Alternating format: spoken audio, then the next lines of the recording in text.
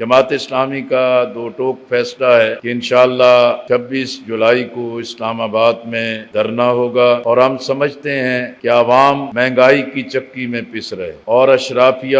اور ایک بااختیار مقتدر طبقہ ہر طرح کی عیاشیوں میں لگا ہوا ہے۔ عوام پس رہے ہیں، عوام کے معاشی حقوق کا قتل ہو رہا ہے، لیکن اسٹیبلشمنٹ بھی، حکمران بھی، سول بیوروکریسی بھی اپنے لیے تمام مراتوں کو یقینی بنائے ہوئے۔ ایک طرف قوم کا مطالبہ ہے، آئی ایم ایف نے جو اپنی کڑی شرائط ہیں اس میں کہا ہے کہ اپنے انتظامی اخراجات کم کر۔ یہ انتظامی اخراجات کم کرنے کی بجائے، اس پر کٹ لگانے کی بجائے اس میں مزید اضافے کر دیے گئے ہیں، اور یہی چیز ہے کہ جو پاکستان کے عوام میں ایک غصہ پیدا کر رہے ہیں، بغاوت پیدا کر رہے ہیں، اور عوام کے اندر ایک لاوا پوری شدت کے ساتھ پک رہا ہے۔ یہ بجلی کا بحران، اس کے ٹیرف کا مسلسل اضافہ اور فی یونٹ جس طریقے سے بڑھایا جا رہا ہے، یہ 200 یونٹ 300 یونٹ سولر کی فراہمی، یہ محض ایک لالی پاپ ہے۔ عوام کو دھوکہ دیا جا رہا ہے۔ اگر آپ 3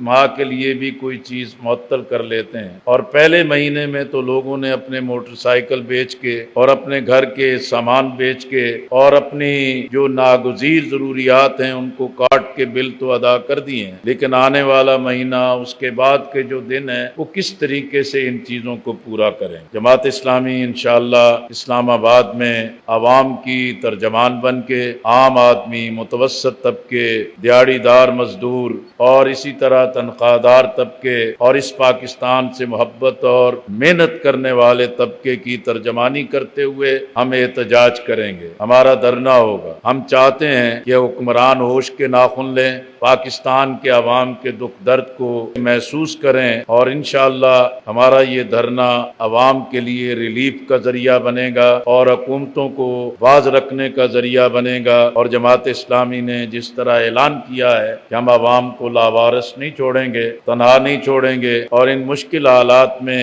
ہم عوام کے جذبات کی ترجمانی کریں گے۔ اور 26 جولائی کا دھرنا انشاءاللہ یہ قومی دھرنا ہوگا، عوام کا ترجمان دھرنا ہوگا، اور عوام کے مسائل کو پوری دلیل اور عوامی طاقت کے ساتھ اٹھایا جائے گا۔